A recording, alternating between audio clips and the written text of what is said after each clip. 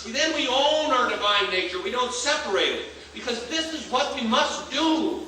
This, when I talk about who do you think you are, we need to personalize the aspect and the essence of God into this human nature. It is not my spiritual self that cries out to know its divinity. It is my human nature. It is this body. It is this mind of Terry McBride, this body of Terry McBride that hungers to know itself as God. That's the quest of you and I. And thus we must personalize this stuff. So as Ernest says, it's not enough to talk about that the freedom, the joy, and the power that you seek already exists. Of course it exists. And it exists in your perception of who you are.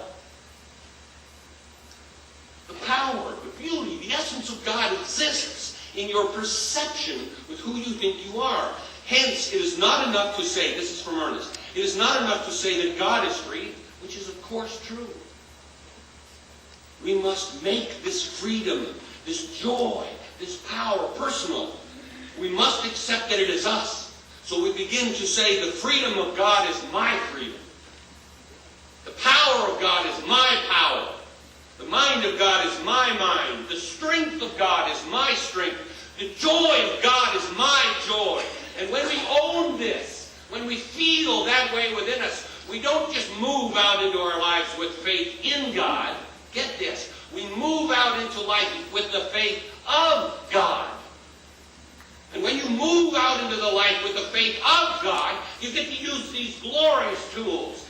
You get to use spiritual mind treatment and choice and affirmations and all those things that you know. To go use those tools to create miracle after miracle after miracle after miracle. And when you create miracle after miracle after miracle, you get feedback through your own senses that say, my gosh, I must be divine.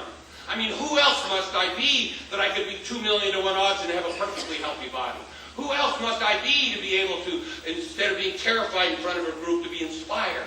Who must I be to have all the money I've ever wanted? Who must I be to have a relationship that supports and nurtures me? And then we begin to get feedback through our own senses that says we're God-informed.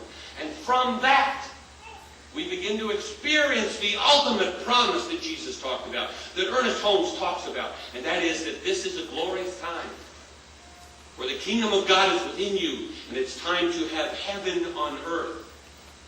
And all of that, the promise that lies within your heart, all starts with the answer to the question,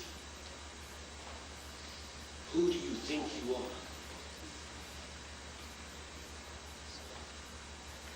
Monday and Tuesday night are absolutely the most powerful 2-evening workshop I have ever been part of. I invite you to be there. We're going to have a wonderful time. But I want you to know that I did not come here this morning to talk about your potential. Religious science is not about your potential. Religious science, and what I came to share with you this morning, is about your truth. You